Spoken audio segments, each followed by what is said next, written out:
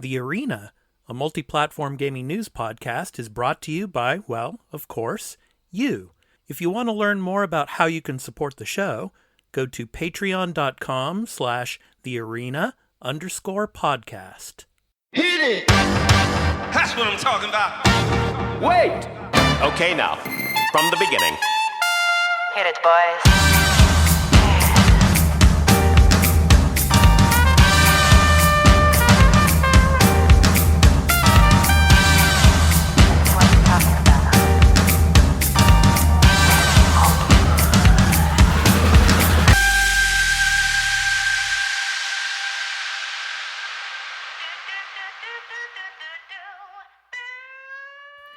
Hey everyone, welcome into The Arena, a multi-platform gaming news podcast. This is episode 56.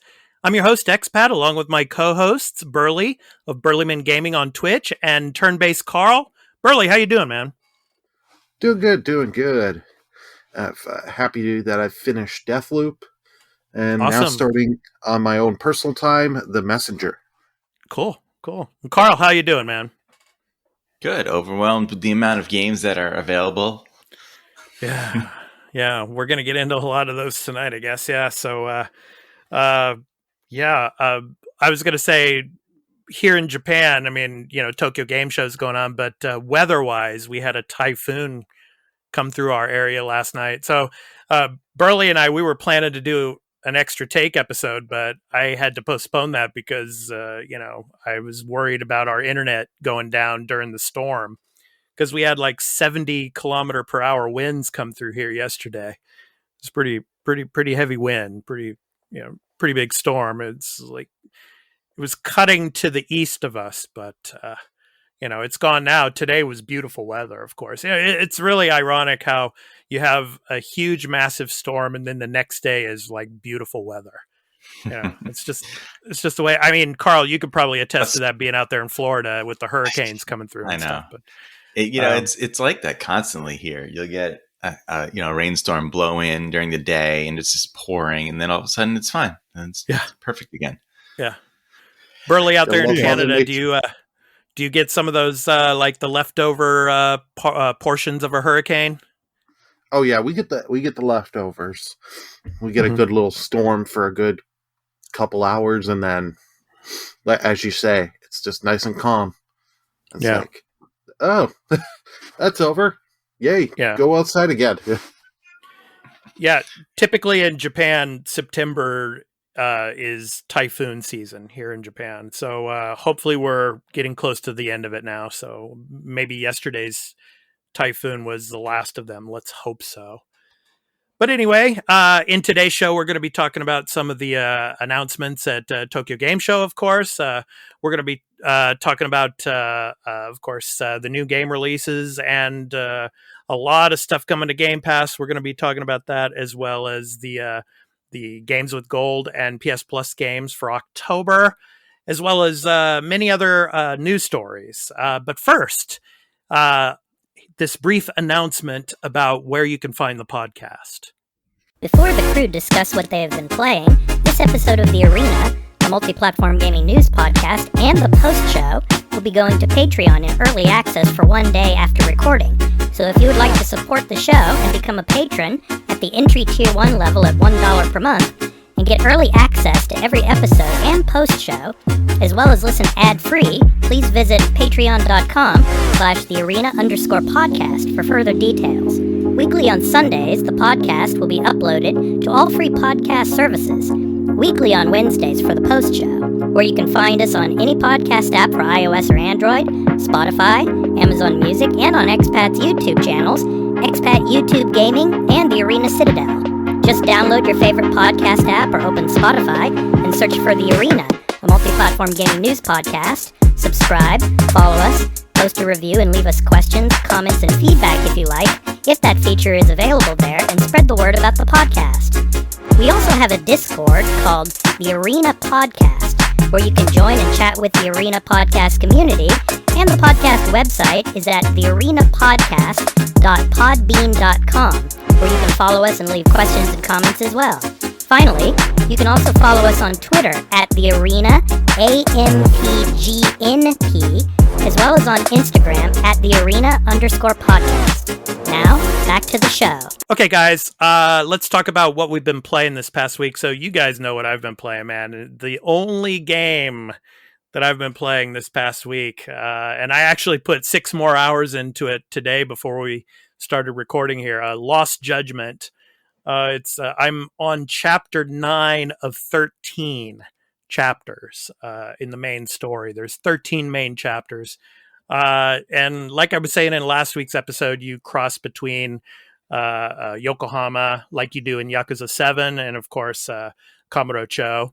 And the maps are expanded. And the thing, I'll say one thing, it's a pet peeve of mine. It's not something that's negative about the game itself, but just a pet peeve of mine that I don't like, because I'm so into the story. I mean, I'm playing the main story and the narrative is just amazing, and it's just as good or maybe even a little better than the first Judgment game. But you go to either the law office, either in Yokohama or back in Kamurocho, and right before you get to the door of the office, it stops you, and then you have to do a side quest.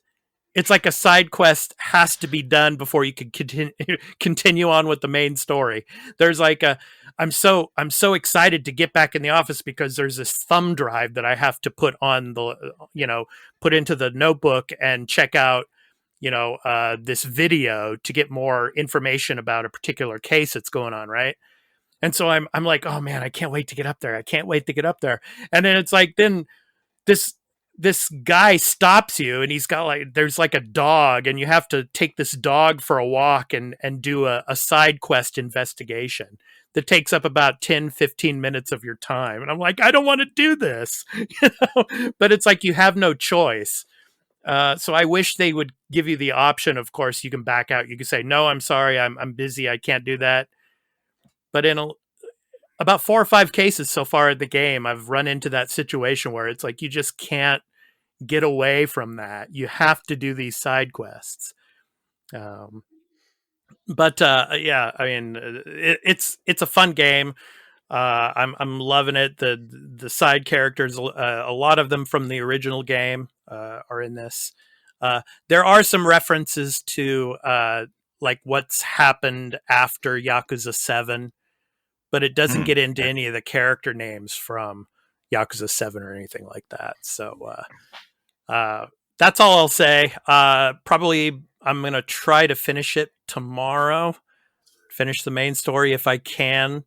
I'll have some more things to say about it next week, because I'll pretty much be finished with it by then. But man, it's a wonderful game to play. And from a Japanese perspective and learning about Japanese culture, and of course the education system, which I'm a part of here in Japan, it really hits close to home for what I do here. And I think if you play this game, you'll learn a lot about Japanese culture.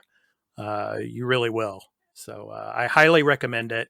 But play the first game first. If you have not played Judgment, play Judgment first, and then play Lost Judgment. So, okay, Burly, what are you playing? I finished up Deathloop and Kana.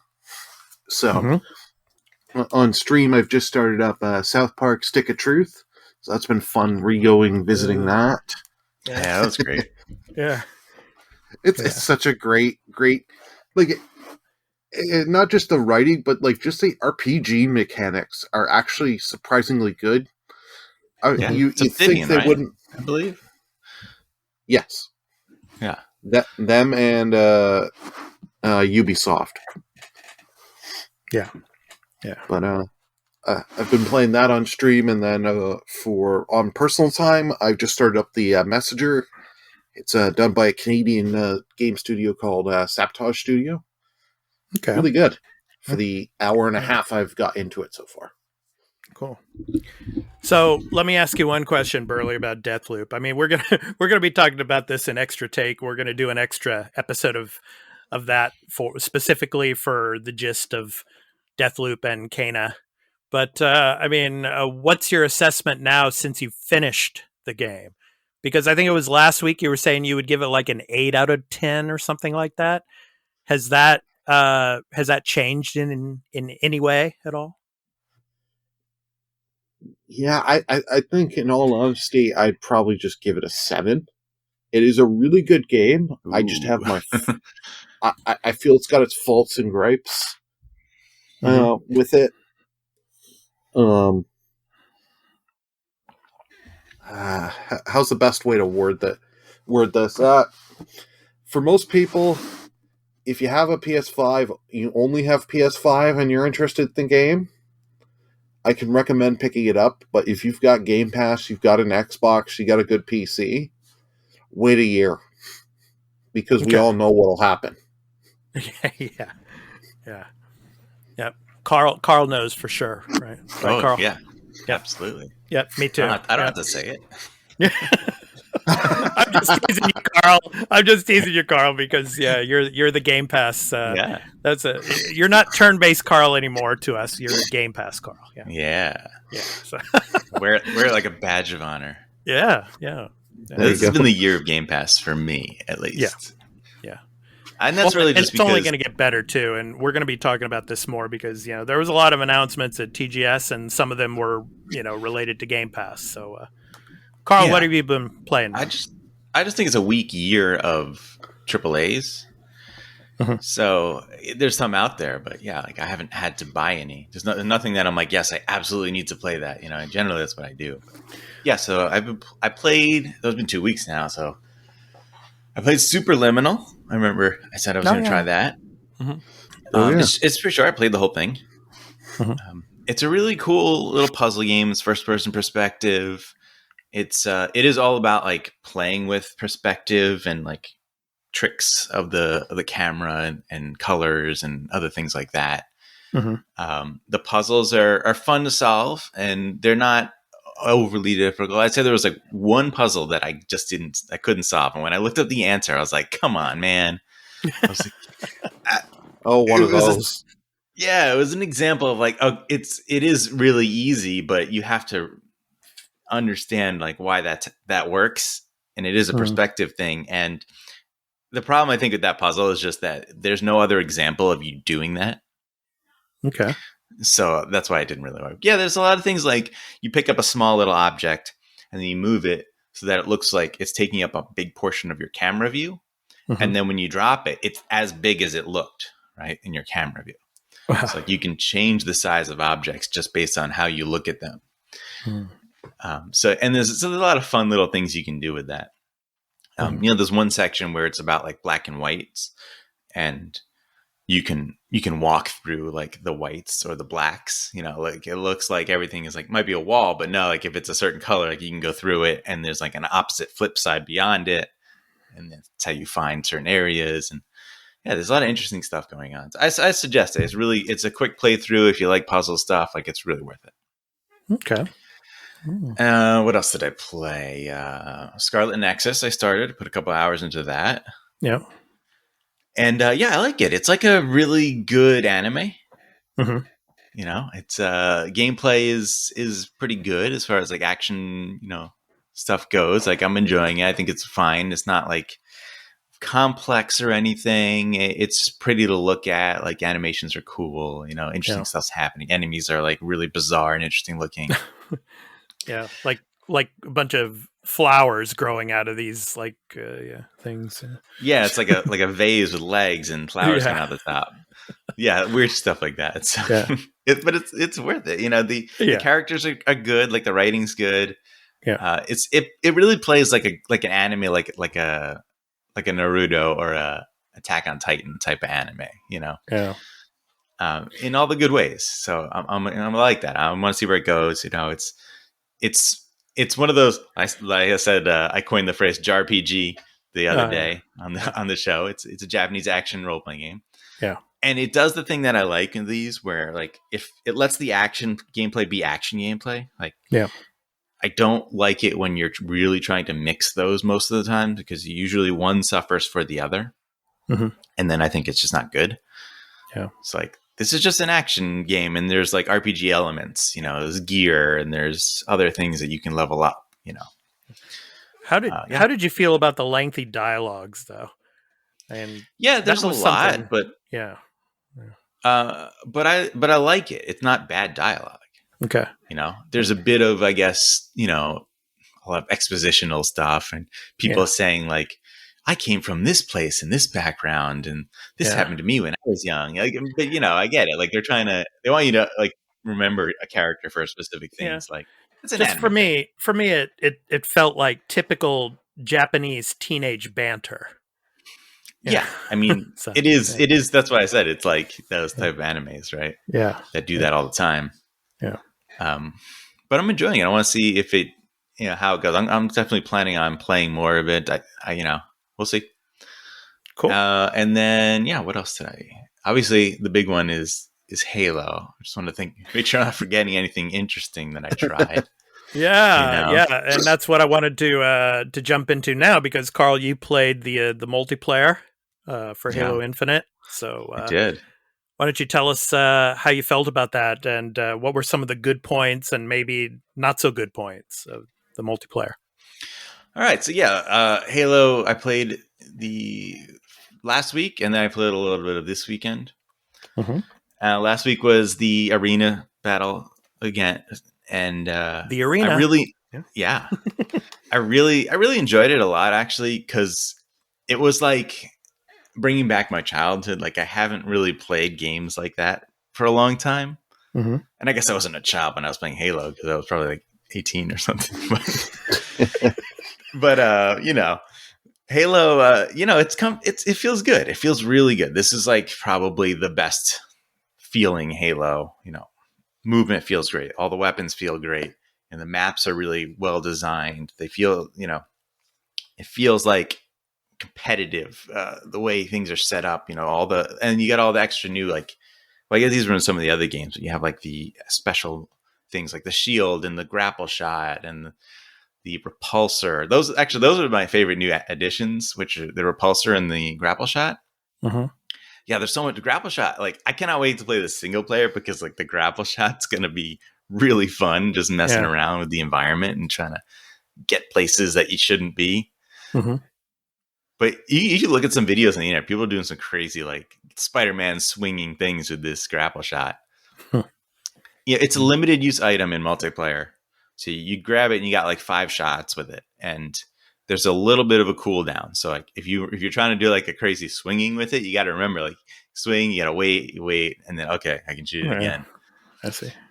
But yeah, like you can do cool things like you know if you get knocked off a side of the map somewhere, you know you can grapple back on and get back into the match in case you know avoid death.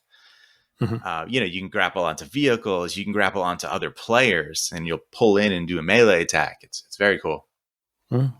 The repulsor is it's like a push back shield blast, so you can like knock back things like grenades. You can pop back at them, and you can push players, you know, back off of things if you want. You can push them off the edge. You can push entire vehicles right off the edge if you need to. Mm. Really cool stuff. Cool. Most of the weapons feel great and interesting. There's one weapon that I think is terrible, like the pulse carbine. I don't really understand how you're supposed to kill people with that. I just feel like this weapon's non-lethal, and that's just how it is. Just don't pick it up. How are the visuals? Weapon? Yeah, my joke. Visuals are fantastic. It looks great. It runs great. I mean, it's 60 frames per second. I'm not playing. I guess I could try the 120, but I've tried that once before on some other game, and I didn't notice the difference. So I don't care. But visually, yeah, I mean, it's a beautiful looking game. You know, I didn't run into any bugs or anything happening as I played. With the exception of, I guess, the second weekend yesterday, I was playing. There were a couple times where I just got kicked from like the whole thing. Mm-hmm. It just like dropped me out back into the home screen, which was weird. But that's something that's probably obviously not going to be like a main thing that's going to happen when the game's finished. Yeah. Carl, I want to ask you something. I want to ask you something about the Game Pass when it comes to Halo Infinite, because what's pre-downloaded for me is the multiplayer, portion. Okay. But the single player campaign portion has not been given the option to pre-download yet. I wonder why that is. Did you notice that? I didn't even look at that because I have the. Okay. I didn't install the other thing. I have the the technical preview install. Okay. Yeah. Which anyone can do right now. Now, I assume that's the reason is because they're just. I mean, they don't want any sort of data mining or something like that, which I guess doesn't usually happen on console, but who knows? There's probably just keeping that close to the vest. Right. Probably like a couple of days before you'll be able to maybe pre-download it or something. Yeah. Burly? Textures are a really strong thing. Everyone is pointing out how amazing the textures are, and they are fantastic. You walk really close up to something, the walls or the ground, and just the texture detail is kind of unsurpassed from other games I've seen. I see. Burly, do you have any questions for Carl on the Halo Infinite multiplayer?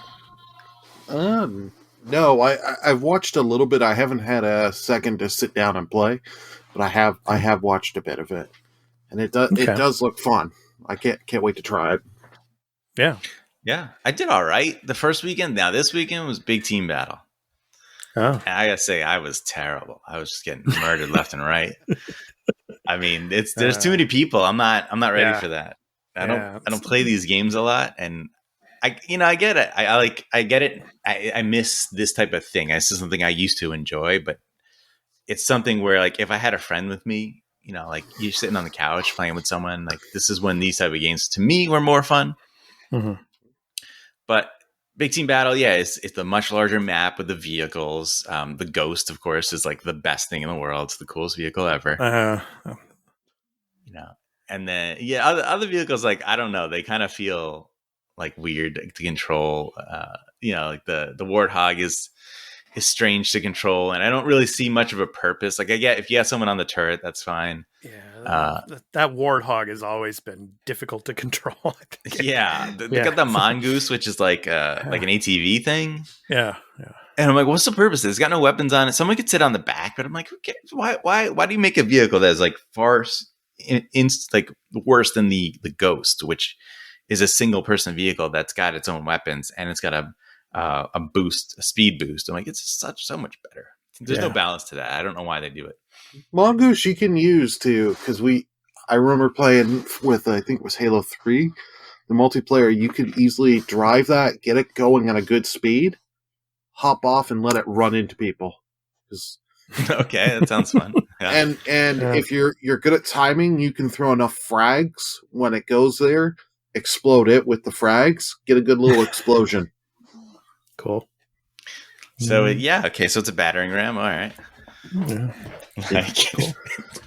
It just seems silly. I tried the Wraith. I think it's called, right? That's the Wraith. The flying vehicle, which was cool. I didn't really know how to control it that well. It's been a long time since I played it, so I was like flying like an idiot. Like it's kind of like flying really far down and like getting really close to people. I was like, I don't know why. Like maybe I'm doing something wrong because other people are using it and they were like hovering up in the air and just like murdering me from above. It's like I wasn't doing that. It's nonsense. Cool. Well, we're glad you enjoyed it, and we're looking forward to Halo Infinite coming out in December. I think it's December 8th, right? Or 8th or 9th, yep. I think. See it. Maybe 8th for you guys. I think it's the 9th for me out here, but let's see. Yeah. Oh, if you don't mind, I said one more thing about the Battle Pass. This is where I can criticize it. I don't like Battle Passes. Okay, really don't. Mm-hmm. Very annoying stuff. The experience system of this is a battle pass system with like the typical objective or whatever they call it. You have to do like win, X amount of matches or kill X amount of people with this weapon or win, melee somebody this amount of times, to kill them. And like time trials. Yeah, it's like, and a lot of that stuff you're doing naturally, but there's going to get to a point where you're not, and you have to actively try to do that stuff, and then you're not going to get experience unless you do that. And they give you some money to play with, in-game money, like you would actually, the stuff that you would spend like real money on. so you can just kind of see what that's like. And I spent stuff on things, you know, like you buy the battle pass, you buy a couple, you know, different colors for your modification, your armor, and then there's the XP boost. And you know, I like, all right, let me try the XP boost. Let me activate that, see how it goes, and like it lasts for 30 minutes.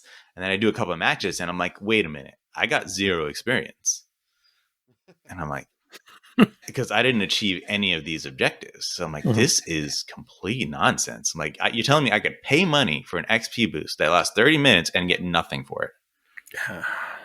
Like, so you actually have to activate it when you know you're going to do those objectives. Yeah. Bad. That's bad. And I don't think that's going to change. That's just how these games are. So free to play games. Yeah. Yep. Okay, guys, let's jump into the weekly news beat. And of course, a lot of stuff came out of Tokyo Game Show, so I want to jump into that. So let's start with Xbox. So Xbox, one of the big announcements, of course, Xbox Cloud Gaming is now available in Japan, Mexico, Australia, and Brazil. So Phil Spencer, of course, expressed his gratitude to Japanese Xbox fans, stating that the Japanese market, quote, is the fastest growing market for Xbox anywhere in the world, end quote. So definitely out here in Asia, I would say. But yeah, so that was a big announcement. And I'm really excited to see some people out here using, you know, Xbox Cloud Gaming and see how well it does out here. So especially out here in Japan. So looking forward to that. And then he also says, Phil Spencer says that he wants Xbox to increase its Japanese game lineup. So, and he also spoke with Shinji Mikami. And so Shinji Mikami, it was interesting during the interview. He actually just straight up asked out Phil Spencer, what's your strategy for getting more Xboxes out here? So, yeah, which was interesting. And of course, he gave him the typical line, you know, well, of course, we have the chip shortages and all, but anyway, but blah, blah, blah, we're working hard to make sure that, we get as many out as possible into the Japanese market as well as everywhere else. So, and then, of course, other news, Tango Gameworks developing a new game, Evil Within 2. The director is leading that project. And then, of course, Scarlet Nexus is on Game Pass now. That was kind of a surprise announcement that Scarlet Nexus is now available there on Game Pass. And then Redfall and Starfield will be localized for Japan. So that's a pretty big deal. The localization is, pretty big, deal out here. And Carl, you and I offline, we were talking about this a little bit about localization and about Fallout and like Elder Scrolls. And yeah, they did get localization and all, but I was trying to find a good answer on what's the difference, right? Because they're saying that, okay, this is a complete localization. Was that not the case for the previous games, or are they just kind of reiterating their commitment? I think they're just reiterating the commitment because eventually the full localization to those games did come to Japan, and like with Fallout and with Elder Scrolls. And I think at the was it not at launch? I don't think so. No, not at launch. Okay. No. Oh, okay. So that's the difference. Yeah. So with Redfall, Starfield, and I guess moving forward, it's going to be day one localization, which is good. So we got that announcement. With Starfield, it's huge commitment. The amount of dialogue lines they said and the amount of voice action. I was like, God damn! It was like 150,000 lines of dialogue. Yeah, it was like almost 3 times as much as like Skyrim or something. I was like, whoa, this game is massive, and over 300 voice actors. Yeah, and that's wild to think that. Yeah, like how many languages are they going to do this in? Like, I don't know. The Japanese market, like, is not that big. I could totally understand if they didn't do it, but like I think they should. But man, that's a lot of investment for a market that is not that big. Well, I think that's why Phil Spencer wants to make it a big market, and I think that's why he's really pushing this now. Mm-hmm. So let's see. Also, Eternal Return gets a release date and trailer. New trailer for Eternal Return. preceded the news that the game is coming to the Microsoft Store on October 19th. So, yeah. And we got some other indie titles and all. But I think the biggest announcements at the Xbox Showcase were of course, the Xbox Cloud Gaming and, of course, localization for Japan of Starfield and Redfall. And the Scarlet Nexus was a big one, too. How about you guys? Was there anything else about the Microsoft show that caught your eye, if anything? Burly, how about you? No idea. I haven't had a chance to watch Microsoft one. I only got little snippets from news articles, so I can't say, but it did surprise me getting Scarlet Nexus just straight out there on Game Pass. Okay. Yeah, you don't really need to watch that showcase.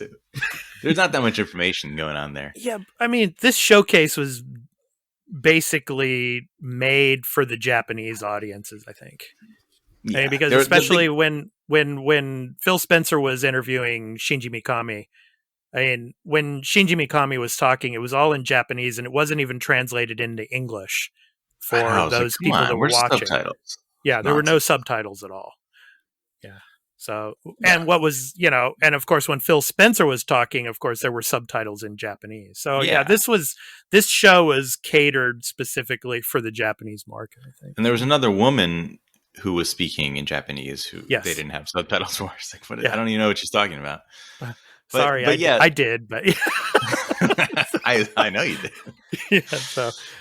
The cloud thing I think is huge, and I was always wondering why that wasn't even a launch market for them. Why wasn't that targeted as a launch market? But this should be big in Japan. Yeah, we'll see how that goes. Yeah, and in Australia too. So so Oceania there was four countries, I think. I forgot the other two. Yeah, so I think it's New Zealand, Australia, Japan, Brazil also. No, I'm sorry. Japan, Mexico, Australia, and Brazil. So New Zealand, I don't know about New Zealand, but that's also Oceania. But did you see the gameplay for Ayuden Chronicles Rising? I know you're going to talk about this. Yeah, I saw that. Yeah. I thought that was horrendous. I was like, I can't believe you're showing this. This is really bad. You should not. This is going to if you're going to release this prior to the other game, because I'm assuming this was like a Kickstarter thing, goal. I don't know. They wanted to release something because the main game is taking longer, and they're releasing this side-scrolling action thing, and it just you're really, that's going to hurt your brand right there. You should not do that. Yeah. Okay, let's move on to Capcom. Okay, so of course Capcom's Monster Hunter Showcase. So everything announced. Basically, this was like a whole Monster Hunter thing. So Sunbreak's massive expansion gets new details. So Sunbreak expansion director Yoshitake Suzuki joined the video to talk about what he's been working on, scheduled to arrive next summer.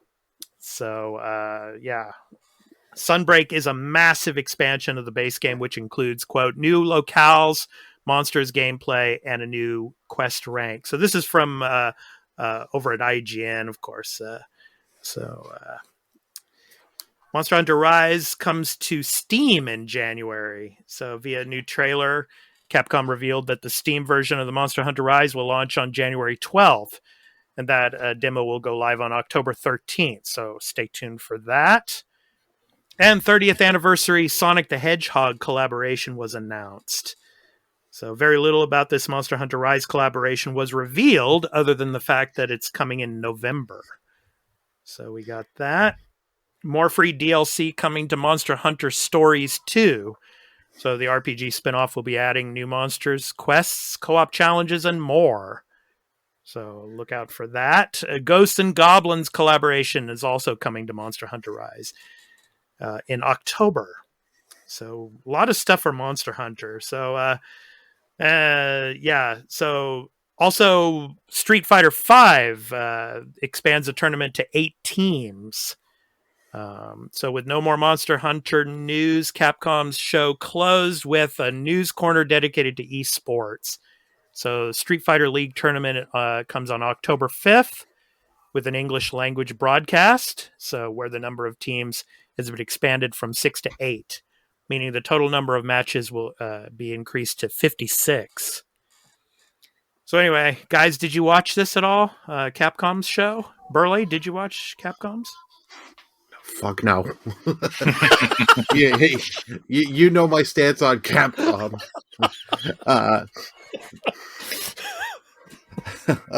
The only TGS event I watched was Squares. Oh, okay, the Square Enix event, yeah. Yeah, it makes sense that Capcom's they're gonna heavily just pump everything into Monster Hunter. Yeah, of course. That's their big money cow. Is just it prints money, so they're just gonna keep throwing. Why is Sonic? They're gonna do an event for Sonic with Monster Hunter. Like Ghost and Goblins, I could see, but Sonic stuff like. Yeah. What drugs are they on? Like, is it spiritual opium or stronger shit? It can't be spiritual opium, dude. Come on, man. No, it's got to be something different. Yeah. Corporate greed. That's the drug they're on. Carl, what about you, man? Did you watch or have anything that caught your eye from the Capcom show at all, or did you even watch it? Didn't watch that one either. Okay. Yeah. You're in the same camp as Burly there. Yeah. It's good that Monster Hunter Rise is going to be on PC because you can actually play it at, a nice, decent frame rate. So, yeah. That'd be cool. But yeah, that's really like hamstringing that game, I think. It does not look good on Switch. Okay. All right, let's move to Square Enix then. What did you guys did you watch this? You guys watched the Square Enix one, I take it, right? So what did you guys think of that one? Burly, I'll start with you on this one too. What caught your eye, so to speak, from the Square Enix event? Well, I'm gonna first just say the Strangers in Paradise Final Fantasy. I like that trailer. I know it's just cringy and bad. Oh yeah, but after I played the first demo and I had a lot of fun. So them releasing the second demo and that this is going to have multiplayer, so I'm curious to see how that'll go. Yeah. That what was it? Was it Dungeon Explorer? Yeah. Yeah, that was neat. That's not something I don't think I'll ever buy. Dungeon Encounters? Is that what it's called? Yeah, Dungeon Encounters. Yeah, Dungeon Encounters. Yes. Okay. Yeah. That looked good. It's just like a weird grid. It's like a tabletop game. It's bizarre. Yeah, Ito Hiroyuki, who he's the person behind the active time battle system. He also directed Final Fantasy 6, 9, and 12. So nice. Yeah. It reminds me of that card one that they made also that they showed recently. I forgot the name of that one, but I'm like, what? These weird. Yeah, everything is cards in that one, right? Like it just. I know what game you're talking about. I just can't remember. Yeah, I don't remember the name of it at all. Okay, so this is something that I'm like, Phil in the Xbox thing is like, we want to get more Japanese games on it. And then, here's yet another Square Enix game that's PlayStation, Switch, PC, not Xbox. Yeah. Same thing with that Square card game that I just mentioned. Like, I don't understand. Like, you need to have a sit down with Square Enix and be like, look, here's a fat stack of cash. Okay. Just put everything on the damn system. It's already on PC. It's super easy. You just hit save as Xbox game. Yeah. Well, what was also interesting that what Phil said too during that during the Xbox presentation too, that they're in talks with over 200 different gaming developers out here in Japan. Well, those 200 developers, what studios do they work for? And what games are they making? Don't know. Yeah. So, yeah. You got work to do still. Yep. Yeah. Yeah. The freaking the Final Fantasy Origins thing. I mean, I'm like, whatever, it is what it is, right? It's more of what we saw. But then we got to the end where he's like, Jack Garland. Jack Garland. Like, are you kidding me? His name is Jack? Yeah.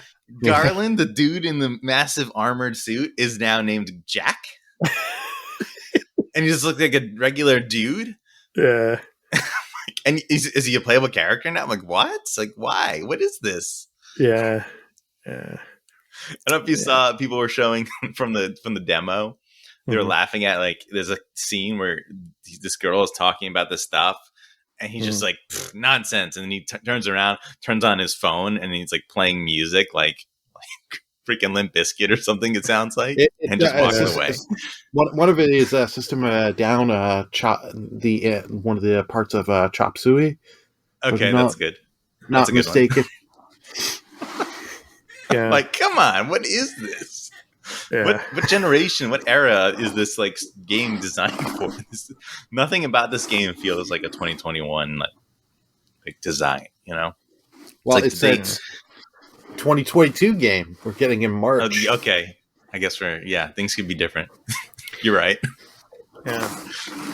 Also, ex-Tango Gameworks developer Nakamura Ikumi is working on Gungrave sequel, of course. So Koch Media not only revealed a new gameplay video for Gungrave Gore, but it also shared that ex-Tango Gameworks developer Nakamura Ikumi is involved in the game's development. So, of course, she was involved with Ghostwire Tokyo before she left to start her own studio. So, yeah. So, yeah, I mean, overall, I mean, just, yeah, TGS just isn't, the same as E3 or, like Gamescom or anything like that. I mean, it's mostly catered to the Japanese market, these Japanese games, which, a lot of people love, but just doesn't have that, big, like, oh, we're so excited. We're going to stay up and we're going to watch this, Yeah. Did Sega have an event yet? Not yet. They did, right? Not yet, I don't think. No. So I think it's just been it was the Xbox and Capcom and Square Enix so far. I mean, this goes through the 3rd, so I think Sega might be coming up sometime after we record. So. I want to see that shiny. Talk about that next week. So that's all I care about. It's the only thing. Like, if they don't show me more of that at TGS, the show will be a failure.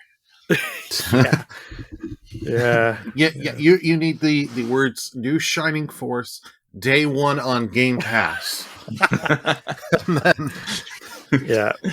game won't be on Xbox. Come on now. Yeah, that's true. Yeah, I mean, I'd be surprised. It could end up on Switch because sometimes mobile stuff is on Switch, but it's a mobile game, so yeah. Okay, so let's move on from the TGS news to some other news that came out this week in the world of gaming, and this, of course, involves Nintendo, and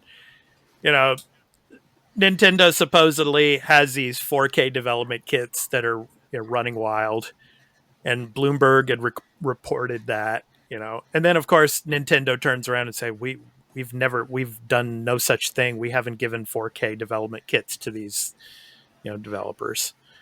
But from the Bloomberg report, these developers say they already have a 4K development kit. So, you got the OLED model of the Switch coming out, but come on, that they're working on a 4K model. Maybe it's because of, the problems with, chip manufacturers and things like that, or, that might fall into that category, that they just couldn't get the 4K model out. And so we're like, okay, we'll just push out the OLED model. And, we won't say anything about it. But then again, if you trust Nintendo, that's what this, yeah. Like, if you trust Nintendo and what they say, then okay, maybe there is no 4K model. But I'm going to say this right now. I mean, this is just my gut feeling, but when it comes to Japan, I think I'm pretty much right on this. There is a 4K model, and they just don't want to admit it. They have a lot of pride, and they're just waiting for the right time to come out with the news themselves. They got to be working on a 4K model. Come on. What do you guys think? What do you guys think of all this? Carl, I'll start with you on this one. What do you think, man? Oh boy. I think it's entirely possible that it's not necessarily a Switch. Maybe that's why. Like they're not sure. Whatever this device is, like, are they going to make this the next device, right? The successor to the Switch? Because if it does 4K, I mean, the Switch is nowhere near 4K, right? Yeah. I don't even know why you would even try to focus on that. I mean, you have a portable system. I mean, 4K is going to do nothing for you from a portable standpoint. Yeah. So are we talking about just a home version, like a home-only version? Or is it also going to be a switching device that is capable of 4K, but that's pointless when you're on the actual tiny little screen, right? Yeah. Sitting in the train or sitting on the bus or something. Yeah. Yeah, I mean, like, I'd rather have 60 frames per second at 1080p or even, 720 60, because that's what you're getting on your little screen. You're not getting more than that. Mm-hmm. It's like, I don't know. I think maybe that's why they're denying it. The way they're able to deny it is because maybe they haven't officially decided that this is a Switch Pro, right? It's who knows what it is. But it is got to be something that exists, right? These guys aren't making up that we have a 4K, unit of some sort.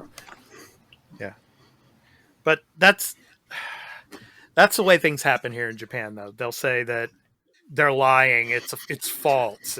They're not going to come out and say, well, actually Bloomberg, they're right, and we're actually working on something.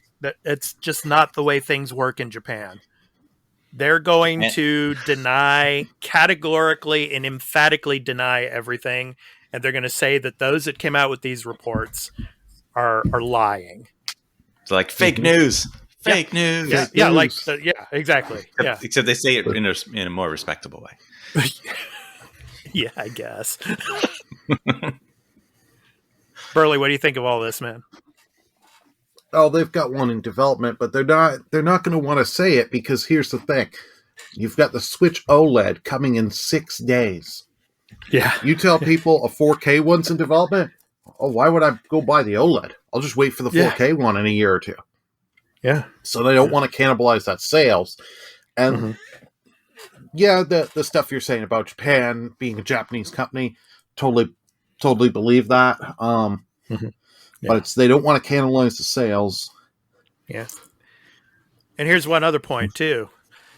They're probably worried about that Steam device as well. Oh yeah. And they're probably trying to figure out how we're going to counter, all of the PR nightmare that's going to be the Switch killer and all that's going to be coming with that. And they're probably trying to figure out, well, how can we, make it compatible or, with PC games and, how we can start, some type of a competition with the Steam device that's going to be coming also quite soon. So,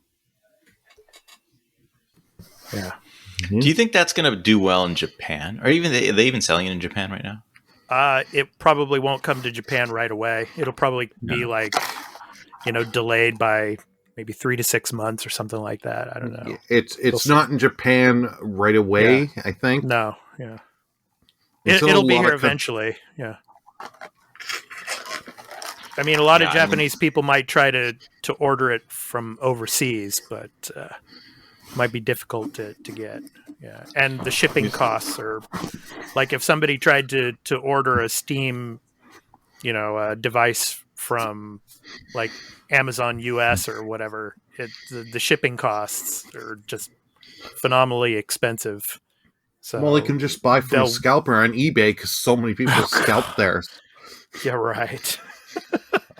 The base model Japanese for like 700 American.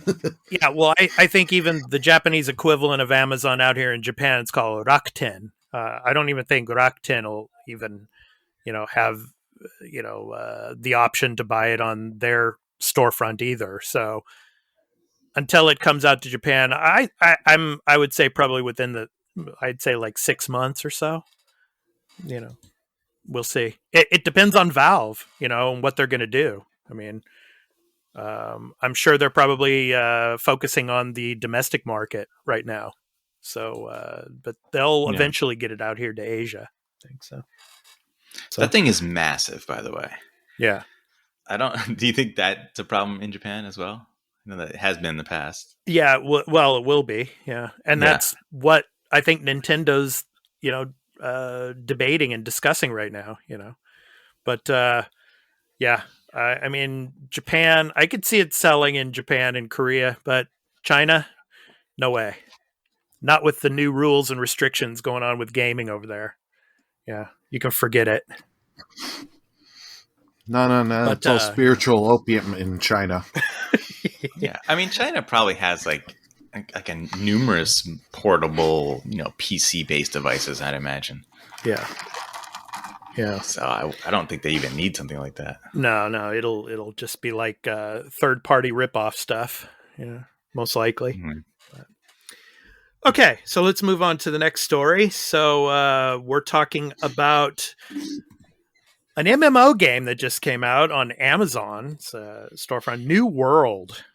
So New World players were facing massive queues and wait times on overloaded servers. That kind of seems like a normal thing on MMOs these days. And we're going to be talking about that a little bit more later. But let's get into the story. This is from Ian Walker over at Kotaku. So, yes, Amazon's new massively multiplayer online role-playing game, New World, opened its doors earlier, reaching a new peak earlier this week, reaching a peak of over 700,000 players. That said, not even Jeff Bezos' piggy bank was able to keep the MMO's grand debut from being plagued with the usual launch day woes, including ridiculous wait times just to play the game. New World individual server capacity is currently capped at 2,000 players. That might be changed by now, but but when this article came out, when multiplied by the 233 global servers, means as many as 466,000 users should be able to play Amazon's MMO at the same time. With New Game Internet pushing the user count hundreds of thousands of players above what is currently feasible, however, folks who log into the game are now running headfirst into crowds of their fellow aspiring adventurers. So, yeah, I mean, what do you guys think? I mean, Carl, you and I were talking about this a little bit before the show about, Amazon, they're new to this gaming scene and all, and they, maybe they didn't foresee all of this, but I don't know. What do you guys think of this mess with the launch of New World? Ooh, yeah, Burly, do you want to take that first? Sure, I'll take the first stab at this. It is a first time them putting something out like this, so I give them a little leeway, and they have increased their servers by 40%. I read an article yesterday. Okay, so since the publication of this article that we just went over, it's changed. Okay. Yeah, so they have increased their servers because you don't know, like you're putting out an MMO and you never know, and you don't want to spend too much on servers and just have a bunch of servers that are sitting and doing nothing. Like, I know this is Amazon and they have the deepest of pockets, but they're going to be like, why waste this if this game doesn't take off? Yeah. And there was another story not related to the server issue, but like with people wanting to use Jeff Bezos's like looks. Oh, nay. Yeah, and that's been they can't do that. So yeah, I mean, people think that it's Amazon, they have like the biggest server system available, but they're using that for other things. They can't just decide, we're going to put all our stuff. I mean, that's their income. That's where they're making their big money. So I totally understand why there's a limited amount. I mean, when World of Warcraft launched, there were queues. I remember that. Actually, I've done that. Every Blizzard game launches with queues now. Yeah. But isn't that really true with all MMO games now? Like modern MMOs. I mean, they just have queues, like massive queues. It seems like. It's like people depending on the region you live in. I mean, out here in Japan, I could say this. It's not so much an MMO, but I mean, like Dead by Daylight, for example. I tried to get into that. It's a multiplayer, of course. But it's not an MMO. But God, it took like an hour just to get into one match on that. I mean, maybe it's the region that you might be living in that might have a factor in all of this as well. But I mean, just what do you? I think it's most MMOs today. The modern MMOs, you're going to have queues, especially on launch day. I don't know. Yeah. Yeah, I mean, whatever. I think it's to be expected, and I don't really think people should make a big deal out of that.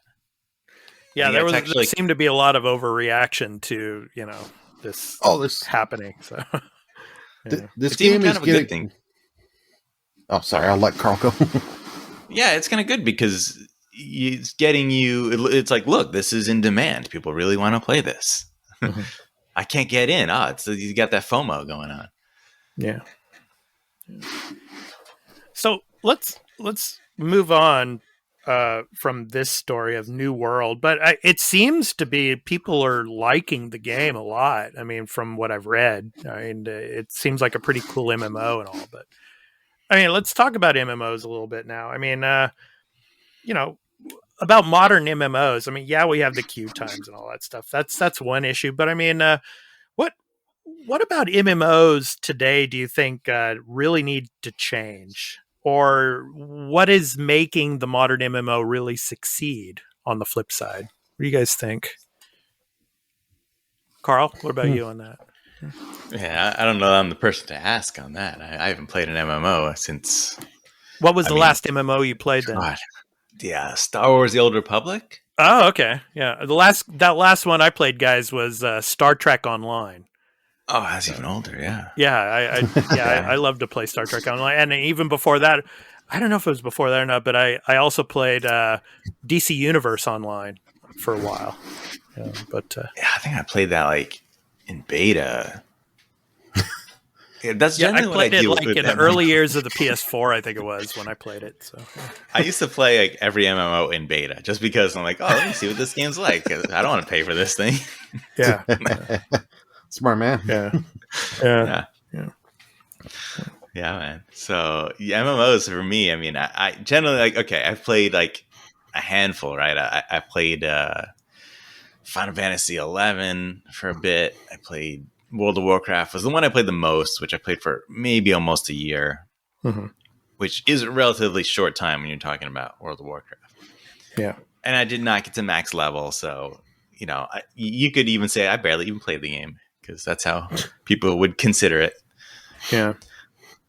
I mean, I played kind of maybe what is one of the first MMOs ever made, which was Neverwinter Nights on AOL. Okay. Yeah. If you know what that is. Oh yes.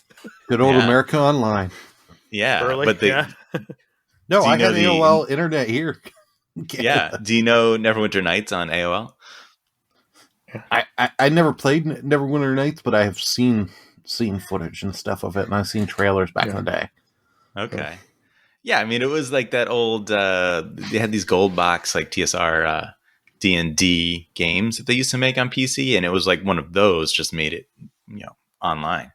But MMOs are, again, it's not really my thing. So like, it's weird because there were tons. There was like a dime a dozen MMOs for a long time, and now I think it's been supplanted by other online stuff. So that's probably why there's less of them. And not that they're less popular so much as just the people who would have been playing them are playing a lot of other things. Mm-hmm. Let me throw this question at you guys. If you were a developer and you were making an MMO, what is it about the modern day MMO that you would leave out of it? What element of the MMO would you want either leave out or you would want to change? The massive grind. Okay. Okay. It's like that's why I don't like these games. Yeah. You're forced to get to what they call end game. Yeah. You know, by this incredibly massively long grind. And depending on the game, it may or may not be too long, but it's just boring after a while. You're just doing the same thing. It's just scaling up and scaling up. And that's how I felt a little bit. Before you go on, Carl, I was going to say that's how I felt a little bit with Star Trek Online. Just that massive grind of, you know, going from story mission to story mission and working your way up through the ranks and stuff like that. It's like, you know, where is this going? You know, so not worth it. And you can't even do story.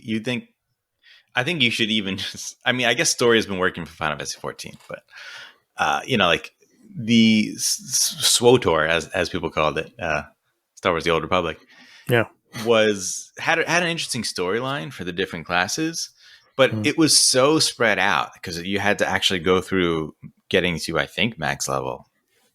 That to play through that storyline for that particular class took you forever. So by the time you got to the end, you totally forgot what the hell was happening at the beginning. You know, it didn't feel like one coherent storyline.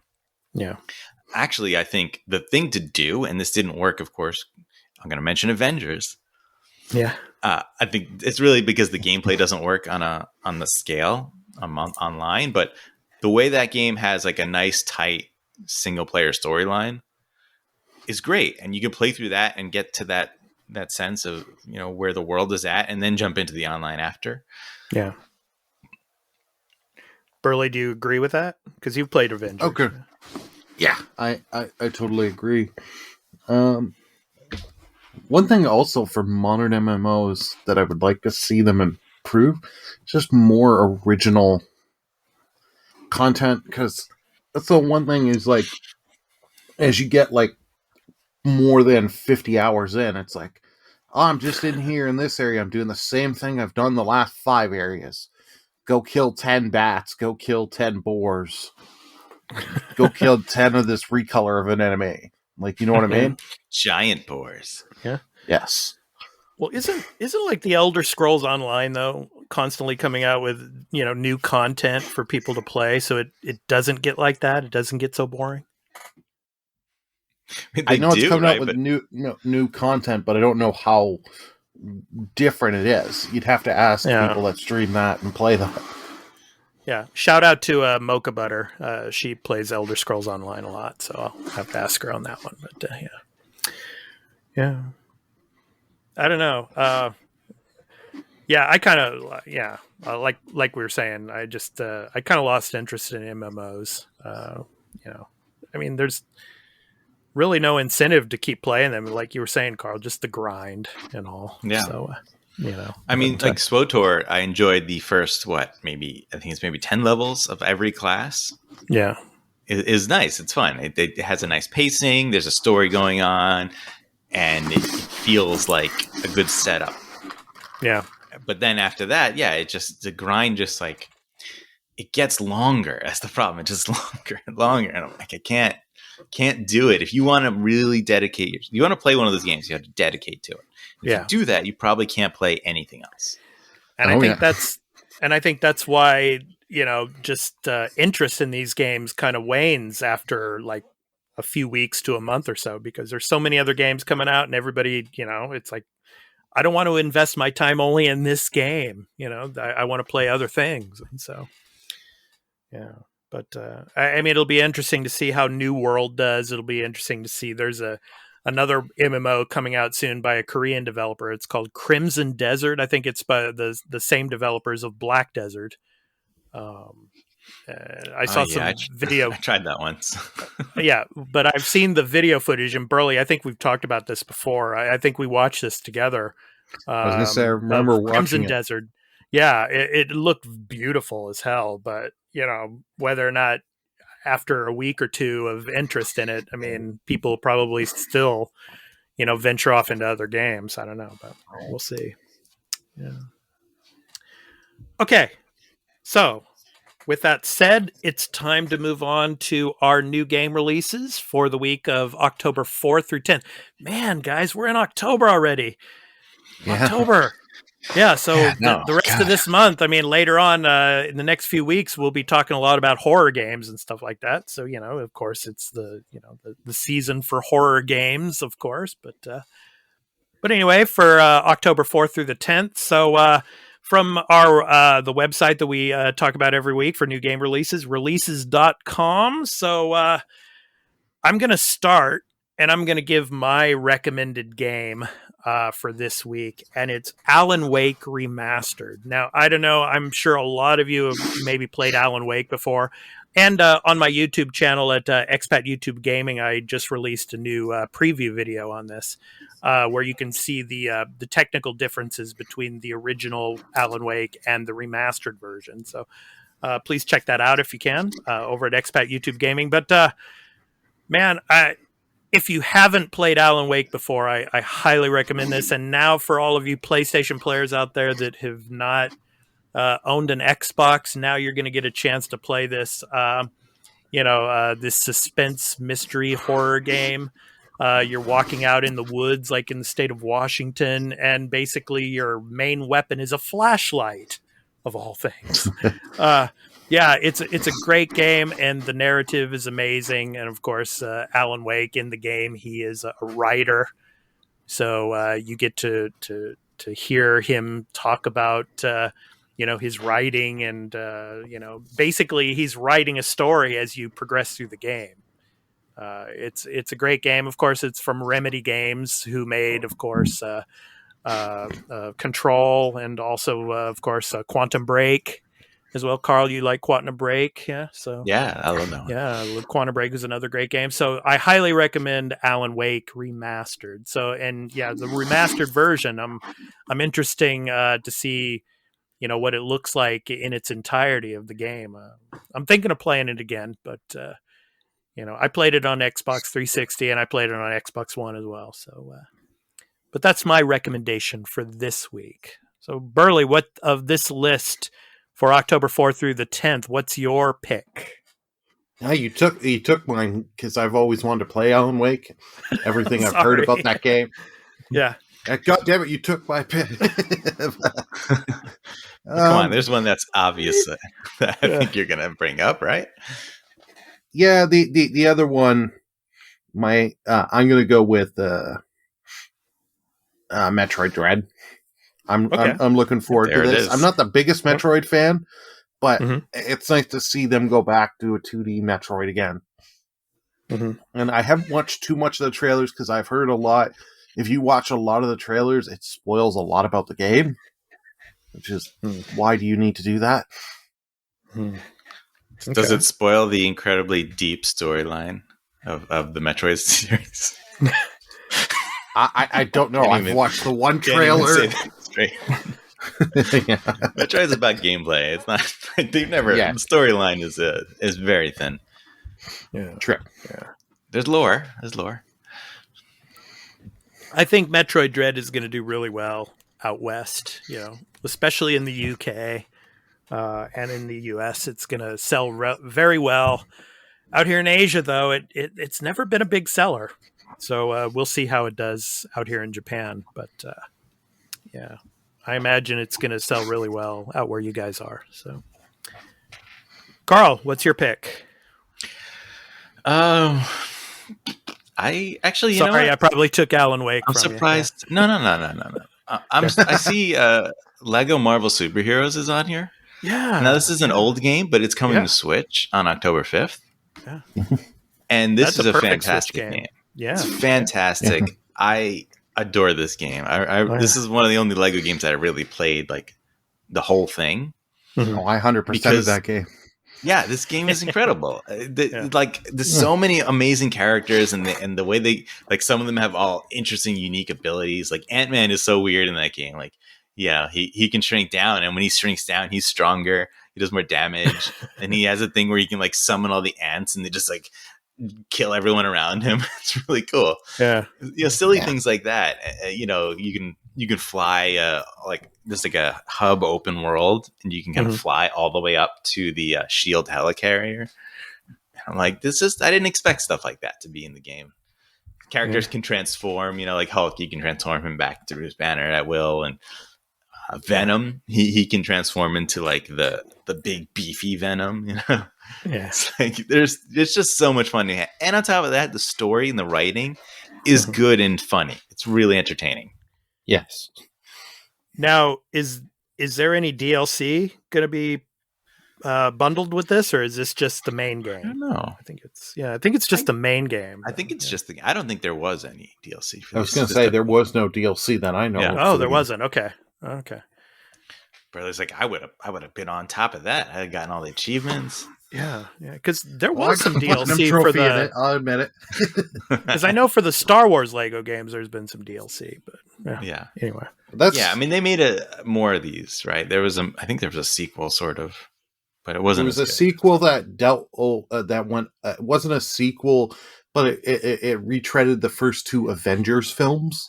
right? Yeah, I think it was Marvel Lego Superheroes 2, I think it was called, right? Yeah, 2. Yeah, they call it Yeah. two, but it has nothing to do with this Right, game because this right. one went with a. I hate to use the word original story, but It So, is, yeah, it was though, called and that's Lego the- Marvel Avengers. it is original. But they also Yeah. rip off like 10 comic stories. Well, right, but to yeah. the extent any Yeah. Marvel adaptation is original, right? Yeah. Sure. I mean, like, is Spider-Man on PS4 original? No, obviously not. Yeah. Okay, what do you so- guys? I was gonna. Oh, Carl, go ahead, finish up, man. Oh no! One thing about this game is that it's not based on MCU, right? Mhm. It's just I don't think a lot of times that's annoying because you feel like you're restricted. This is like any and every Marvel character is in this game, and it's glorious. Yeah. What do you guys think about Far Cry 6? Comes out on the 7th. I just, Yeah. I think this is like another example of a game that I can wait on for, kind of like how Marvel Avengers has just come to Game Pass. I mean, something like this, I can wait for Far Cry 6. I mean, if Ubisoft games start coming to Game Pass, I'll wait for this one, man. I mean, just from what I've seen of it, I mean, like the facial rendering and it looks like an Xbox 360, PlayStation 3 type of title. Really? Huh. From what it looks like. I mean, if you look at the trailers and you look at the, the videos, like the cut scenes and all. Yeah. I mean, yeah, the acting's I'm sure is going to be great. Giancarlo Esposito is going to be amazing, probably as a villain. But yeah, I don't know. I think this is something I can wait on. I don't know. Yeah. Yeah. I'm not a Far Cry, person. I've never really played any of them except for Primal. And the only reason I played Primal is Because it's different, yeah. Yeah, it was different, but Yeah. I think it was, what it was? I bought like the Xbox One S on like a Black Friday special. Mhm. And it came with like, you got like to pick some games from a list that came with it. It was like a bundle. Mhm. And that was one of the ones I chose. And I was like, oh, it's like, this looks fun, whatever. Yeah. And yeah, I mean, I beat it. I really enjoyed it a lot. So I think the formula is something that I might enjoy. It's just, I've just never decided to really get one. And this is a game that like, if it came to Game Pass because that would be probably the way I would play it because I'm not going to buy it. Mhm. I might really like it. This one looks good. Okay. I mean, I played Far Cry 5. I mean, the story was pretty interesting in there. Some weird religious cult. Go figure. Okay. Yeah. In Montana. So, I mean, this one looks interesting, but I think I can wait. I mean, and I played Far Cry Primal too, Carl. It was fun. Winja. It's a good one. Yeah. Yeah. The saber-toothed tigers and all of manipulating them and stuff. It was really cool. And there's like the scene where you take the drugs and you go on this like spiritual journey thing, and You do that in almost every Far Cry game. Oh, you do? I didn't know Pretty that was much. a thing. Yeah, pretty much. I mean, it's I'll have to check out spiritual Primal then. opium, right, Burly? Yeah, Yeah. Yeah, spiritual opium. I got to try this. Mhm. yeah. I've played 2 hours of 4 because like when I bought my PS4, you were given a list of one digital game you could get because it was the PlayStation 1 thing, and it was like I could get Destiny, the one NBA game for that year, Far Cry 4, and I forget what other what other game? I think it may have been the football game for that year, the Madden. I was like, okay, I'll try Far Cry 4. Tried it for 2 hours. I'm like, this is fine, but nothing grasped me to want to go, I need to go around this map and experience this story. Yeah. Didn't grab me. And it's interesting you brought that up, Carl, about like potions and everything. It seems like almost every game that comes out now, you have to have some kind of, part of the game that you can concoct some type of potions, and you can like take these drugs to make your character much stronger. I mean, like in the Yakuza games, like in Lost Judgment that I'm playing right now, I mean, there's this character even from the first Judgment game, and he's like this homeless guy that lives in like the sewers, but he's a master of concocting potions and stuff. So, Oh boy. so like you can create all these health kits and everything, and and use them when you're in combat and stuff like that. But seems like almost every game that comes out now, you have that type of, that's a problem with modern settings, right? Because unless you have some sort of fantastical thing about your world, you're going to have to be like making up some nonsense, right? Some like drugs you inject that make you stronger and give you this stats or boost or whatnot, or potion. Whereas you go back to like your fantasy games and like potions are like magic, right? So it could do anything. It makes sense. Yeah. But I mean, like, especially with Lost Judgment and the game before that, Judgment, I mean, it's more on the comedic side. It's like he goes in there and it's like he's got just all this. I won't get into it really, but no, I know, I get it because I played. Yeah, because it's probably in the other Yakuza games as well. That game is incredibly silly and also serious. So yeah, exactly. So I like that about it for sure. Yeah. Okay, guys. Now, as we do every month at the beginning of the month, we talk about the PlayStation Plus games that are coming out, as well as Xbox Game Pass games and Xbox Live with Gold. So first, let's start with PlayStation Plus for the month of October. And Burly, that's your gig there on the PlayStation. So tell us what's coming out at the beginning of this month for the month of October for PlayStation Plus.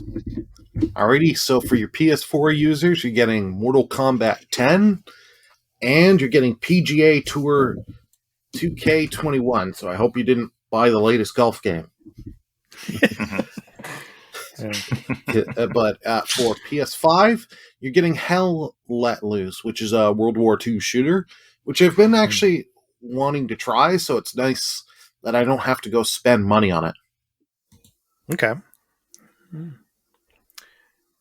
And what day are those coming out, Burly? I believe that will be October 5th. Yeah. Tuesday, October 5th. Yep. Alan Wake Day. Yep. Alan Wake Day. Yep. And of course, you have until October 4th to pick up Hitman 2 and Hunting Grounds for PS4, and Overcooked for Overcooked All You Can Eat for PS5. So, thank you, Burly, for those. Okay, Carl. You're up next. What's coming to Games with Gold for October? All right. We have October 1st to the 31st, Arrow, which I don't know much about. I was looking it up it has very positive ratings on Steam. It's like a shooter, like a little spaceship shooter thing. You've got Hover, October 16th to November 15th. Okay. Again, I don't know this game, but also very positive on Steam and reviews. It looks looks like a cool little indie game. Yeah. Yeah, it's very stylized, like sort of. Are they skating? Are they grinding on things, jumping around the world? Yeah, almost like a Jet Set Radio. It's similar style. It looks kind of interesting. And then you got the 360 games are actually very nice. And these are definitely October themed games for sure. Yeah. Yeah. From October 1st to the 15th, you have Castlevania Harmony of Despair. Yay. Which I don't know if this one was good or not. Have you guys, you know this one at all? Burly, I'll let you go ahead on that one. I have played this one. This one is good. This is a game. Do not play local, because I made the mistake of I had this on my PS3 and played local, and it's very hard if one guy moves ahead. You cannot see shit to try and move. But multiplayer This Castlevania, multiplayer? I didn't Yeah. even know that. yeah, I didn't know they you made can play. I think it's up to 4 people, and you're all going through different chapters, and you're collecting gear and abilities, and you're trying to stop Dracula and then other bosses. Okay. It's So a fun game. yeah. If you can get people, you can play with randoms. I don't know how active people are on the game anymore, but it is a fun game. I'm sure being that it's on Games with Gold, you'll be able to find some people. Yeah. So it's like Symphony of the Night, you're Yeah. saying? But multiplayer Symphony of the Night, but you don't level up, Okay. but you just you'll gain gear and new abilities through chests and beating bosses. Okay. Interesting. And then here's the one that I'm going to play. I'm actually definitely going to play this. Me October too. 16th to October 31st, you have Resident Evil Code Veronica X. Yay. Oh yeah, That's a good one. Yeah. Actually, I hooked up my Dreamcast a while back when I moved into this place here. Mhm. And that was the game I put on and played. And I was like, I want to play this. I can see if I can find the time to play it. But I didn't. But it's also like very dated and kind of old. And I'm like, all right, this will be cool that I can just very easily play this on my Series X. And it's, it's the updated like HD version, and so it should look pretty decent and it should be nice. Yep. It's a good game. Cool. And Carl, let's talk about the games for this week. So just this week only, because we've got a ton of Game Pass games coming out through the month of October. So let's just focus on the first week of October. So what's coming to Game Pass? Yeah, I don't know if these are all this week. I just have this thing I brought up with the big ones that are here, like Scarlet Nexus, Yeah. which just came out. That was the surprise one. We got Astria Ascending, which also is out now. Yeah. It's that RPG. Mighty Goose. Yeah, that looks Which- fun. That looks fun. I can't wait to I play installed that. it. I do want to try it. It's like a Metal Slug type game, Yeah. which is cool. Yep. Avengers, of course. Mm-hmm. And then is it AI? The Somnium Files? Yes, that's right. AI Insomnium Files. Yeah. Yeah, which is it a visual novel type game? I I don't know. Yeah, It's- from the trailer, it seemed kind of like a visual novel. But Yeah, I'm not it's sure. like detective sort of thing going on, right? I Mhm. believe that's what it is. Yeah. Could be interesting. I don't really know what you're doing when you're playing it. Mhm. And then is Unsighted, whatever that is, I see on here. Mhm. I'm not sure what Unsighted is. Hmm. Yeah. Those are the And ones. there I was have on another this. one coming out too, right? Looks like a first-person shooter type of shooter where you're shooting like slugs or monsters or something. Mhm. kinda Are you like talking about Spider- Lemniscate? Not Lemniscate. There's another Which one. is that's another one that just came out. I think It's I like haven't Project. checked I that forget out. Project something. Yeah. Project Shooty. Project Shooty Shoot. Yeah. Yeah, there you go. Yeah. Tons of stuff to play, man. I mean, you'll have no trouble if you have Game Pass. I mean, you always have something to play. Yeah. Whether definitely. these are your thing or not, but I mean, a lot of this is always something worth trying on there. Yeah. And every once in a while, here it is. Carl, I'm sorry to cut you off. Phoenix ahead. Point.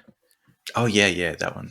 Yeah, on Oh, you know October what? 1st. Yeah, it came out yesterday. That's actually something that I should try because that is a turn-based strategy game. Yeah. But I believe it's more. Well, it's just turn-based strategy RPG, but I believe more. It's that strategy type one where Okay. it's really just about like the battles, and there's not. I don't think there's much outside of that. Yeah. Yeah. So, yeah, Game Pass, man. It's starting to heat up. And some good stuff coming out. Yeah. Constantly every week now. So, pretty much. Starting to. It's been heating up for a while now.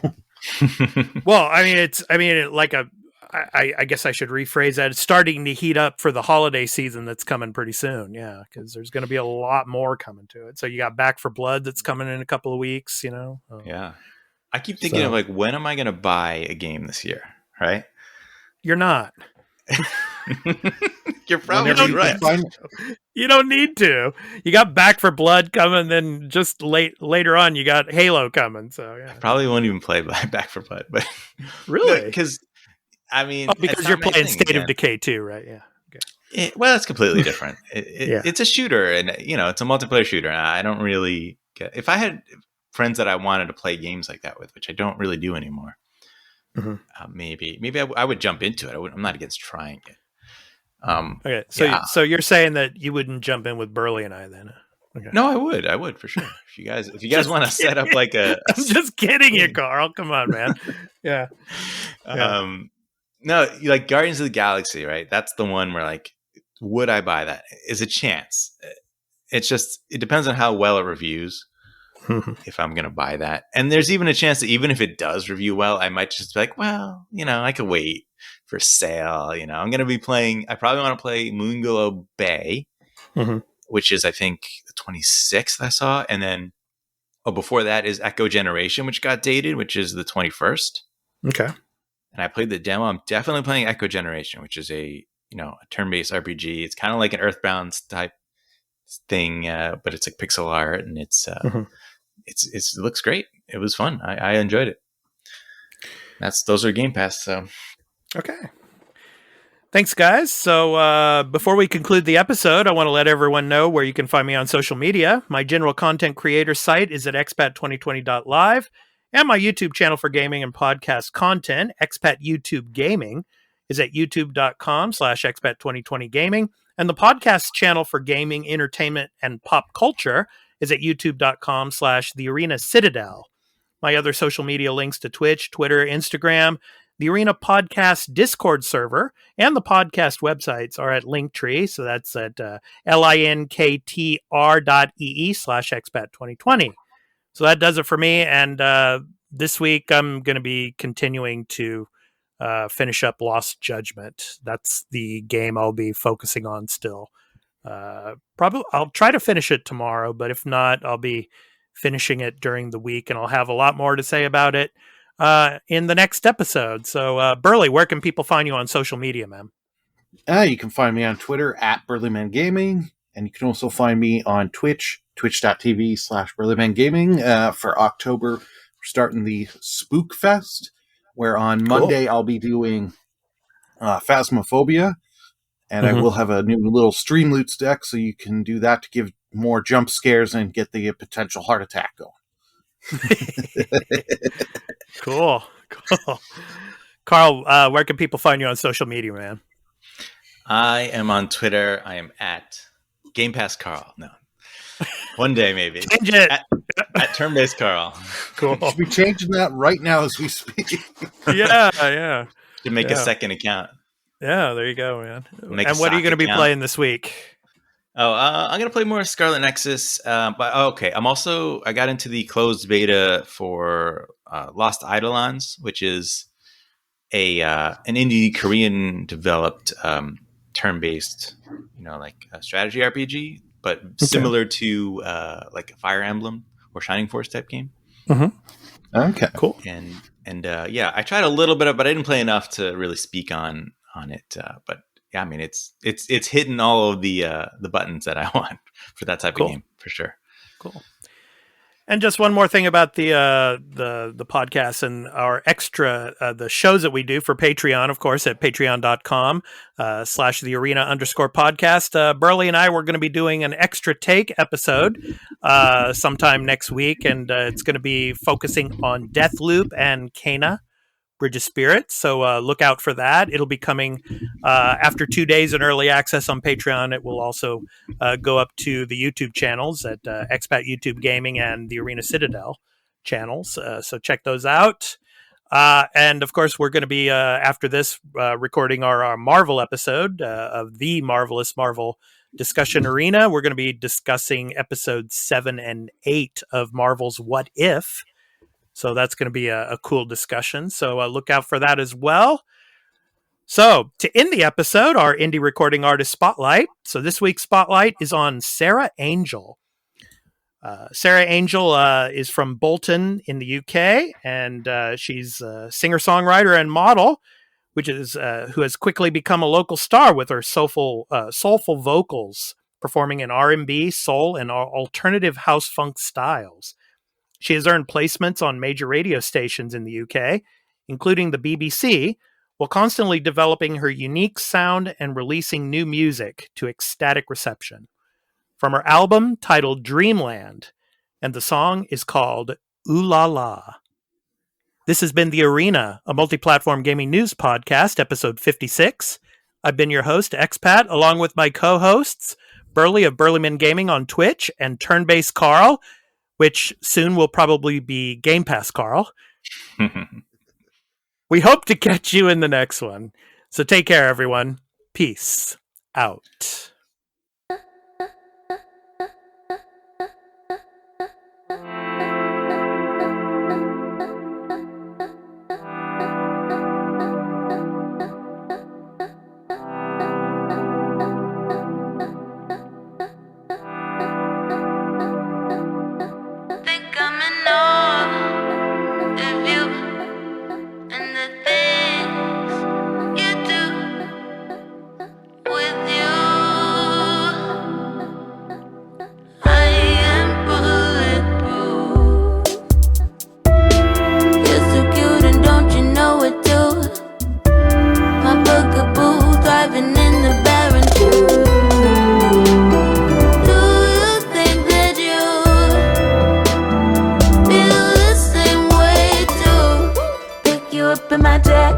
Sipping caramel lattes in the sweetest little cafes.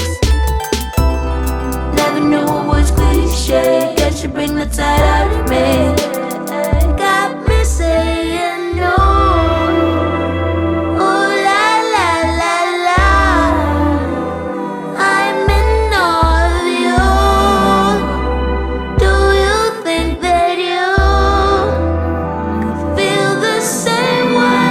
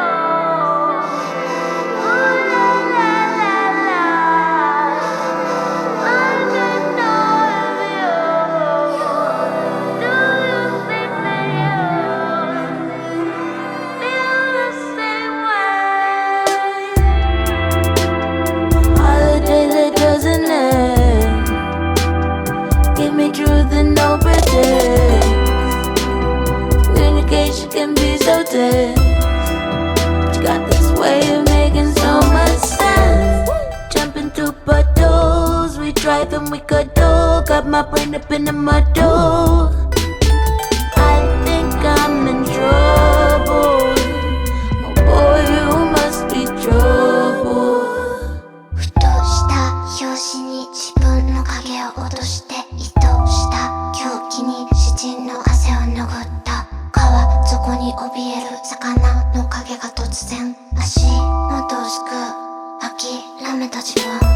当時の私は高校生でも方向性では公共性どこにもないなくならないなくならない恐れているから外に出ないまた知りたくないから関わらない一人高台で怯えた世代の世界自体を期待したい後ろ姿の潜水艦一人行き着く世界は